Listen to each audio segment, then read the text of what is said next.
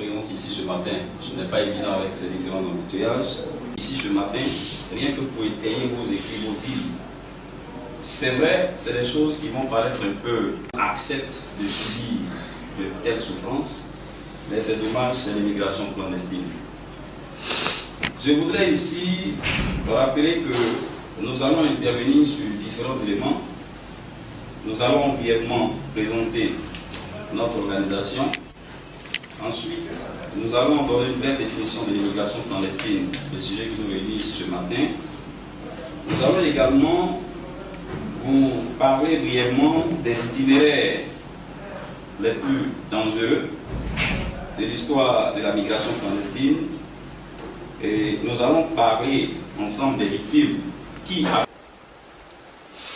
Voilà, présenter brièvement les éléments sur lesquels nous allons intervenir et nous vous présenterons également des vidéos pour étayer nos dires et des diapositives également. Alors, d'entrée de sujet, il faut dire que l'ONG SOS Immigration Clandestine a été créée le 4 août 2007 à Abidjan, avec pour but principal lutter contre l'immigration clandestine. L'ONG a pour mission première de sensibiliser toutes les couches des populations sans distinction aucune sur les dangers liés à la migration clandestine. Deuxièmement, nous avons pour mission également de promouvoir les droits et devoirs des jeunes, quel que soit leur âge et leur nationalité. Troisièmement, nous avons pour tâche également de promouvoir et de soutenir la réalisation de dispositifs d'aide aux jeunes déscolarisés. Et ensuite, nous avons pour tâche également, dans le cadre de notre programme de formation et d'insertion, nous avons pour tâche également de mettre en œuvre toute action d'éducation, de formation et d'insertion des jeunes au sein du tissu social et économique, dans l'optique d'atteindre notre objectif qui est de lutter contre l'immigration clandestine et voir l'éradication totale de ce fléau. Voilà présenté succinctement les éléments sur lesquels nous nous appuyons pour mener à bien notre combat. Je voudrais ici, parlant de l'immigration, il faut dire que l'immigration n'est pas une mauvaise chose. L'immigration en tant que telle contribue au développement des nations. L'immigration donne naissance à ce qu'on appelle le co-développement, qui est la... Donc l'immigration date depuis des décennies et c'est une bonne chose parce qu'elle contribue au développement.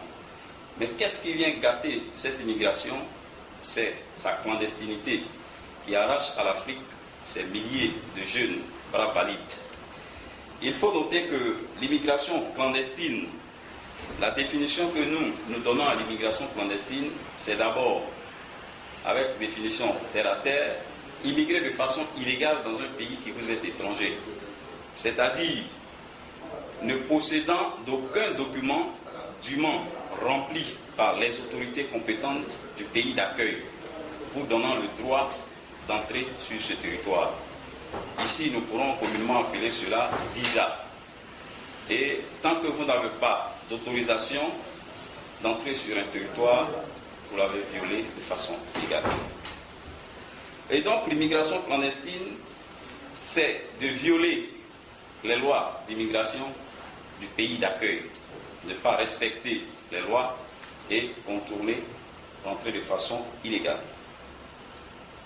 Nous allons également, dans cette aventure, les itinéraires réputés les plus dangereux. Vous avez là où...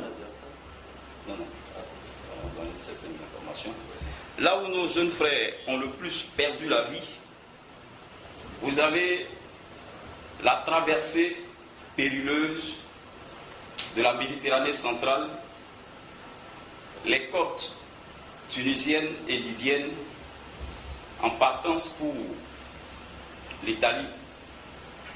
Et cette traversée est faite dans des conditions difficiles pour atteindre les îles italiennes telles que Lampedusa, Malte, la Sardaigne, la Sicile et la Calabre, etc. Donc, au cours de cette traversée pour atteindre l'Italie, il faut d'abord pouvoir atteindre ces îles. Et c'est à cet endroit que de milliers de jeunes Africains ont perdu la vie. Et c'est cet itinéraire-là qui est en quelque sorte classé comme le premier itinéraire où il y a eu plus de morts depuis l'histoire de la traversée clandestine. Marocaine, les côtes atlantiques du Maroc et de la Mauritanie, en partance pour les îles Canaries espagnoles.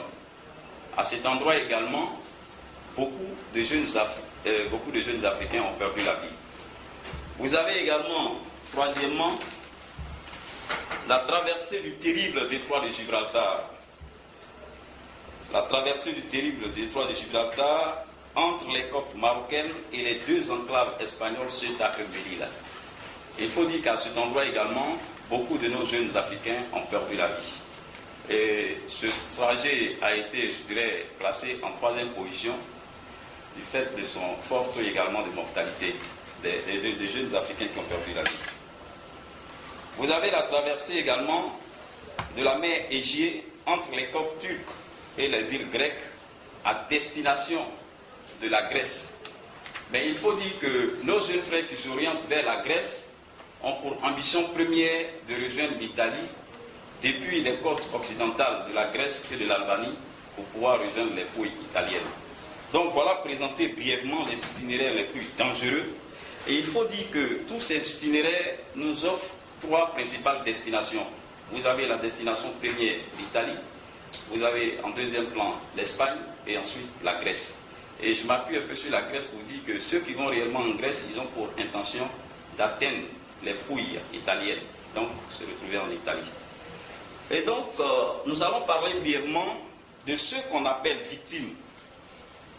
Qui appelle-t-on victime?